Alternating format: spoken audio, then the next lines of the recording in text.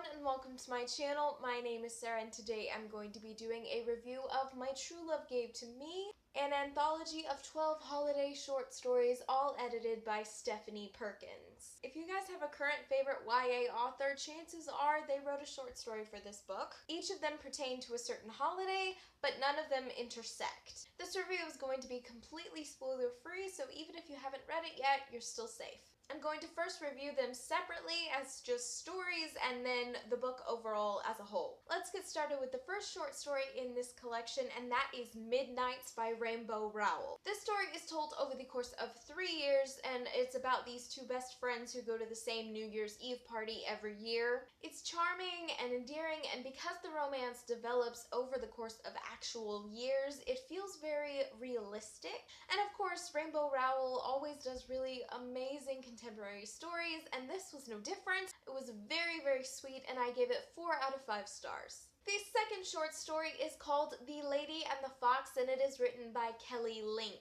This one is harder to explain because of the magical realism elements in it, but essentially it's about this girl who befriends this man who can only appear if it's Christmas Day and snowing outside. The writing style is breathtaking and I love the way it was done. It's a very strange short story, but very good. I give it 5 out of 5 stars. The third story is called Angels in the Snow, and it is written by Matt de la Pena.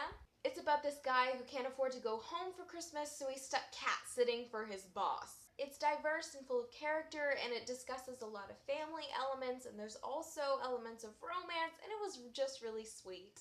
I gave it 5 out of 5 stars. The fourth story is called Polaris is Where You'll Find Me, and it is written by Jenny Han. This one is about the adopted daughter of Santa Claus himself and her life at the North Pole, including a crush that she has on an elf boy.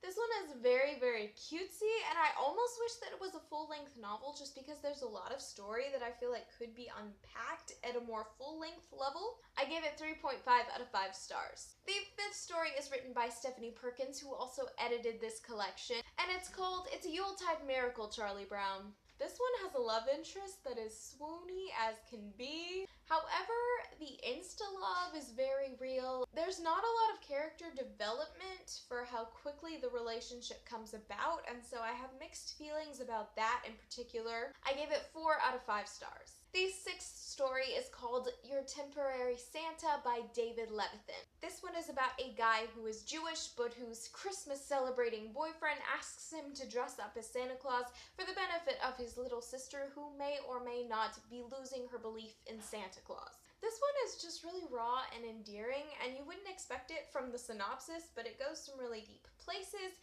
and I really, really enjoyed it. I gave it 4 out of 5 stars. The seventh story is called Krumpuslauf, and it is written by Holly Black. This one also involves a New Year's party, and it also has Krampus. If you guys are not familiar with Krampus, he's my favorite. He's essentially the anti-Santa Claus. So Santa Claus comes to bring gifts and joy and all those things, and Krampus comes to tick and be mean to you and give you coal and stuff. Plus, Krampus is kind of sexy in this one, so I mean, I gave this one 4.5 out of 5 stars. The eighth story is What the Hell Have You Done, Sophie Roth by Gail Foreman.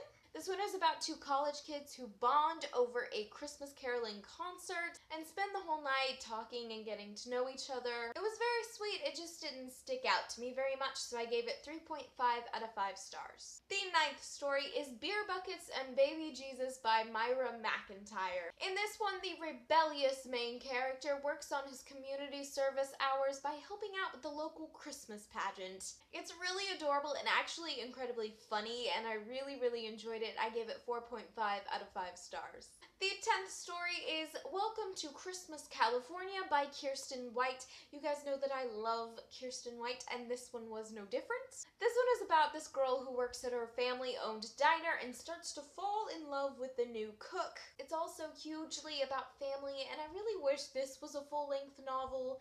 I gave it 5 out of 5 stars. The 11th story is called Star of Bethlehem, and it is written by Allie Carter. It's about a girl who switches plane tickets with this Icelandic girl and ends up going to this huge farm for Christmas with these people that she doesn't know who are mistaking her for someone she is not. This one was also really funny and just great overall. I gave it 4 out of 5 stars. The 12th and final story in this anthology is called The Girl Who Woke the Dreamer by Laini Taylor. This one is hard to explain explain because of how strange and whimsical it is, but it is weird and beautifully written, just like everything Laini Taylor has done so far. I gave it 5 out of 5 stars. So as you can see, I have some mixed opinions about this book. Some of the short stories I really loved, and some of them were just like meh. Overall, I think I'd give this book as a whole 4 out of 5 stars. It wasn't perfect, but there were some really strong short stories. You guys should let me know down below if you have read this book or if you're planning on reading this book. If you guys like this video, please give it a big thumbs up and subscribe if you're new here. I post videos twice a week.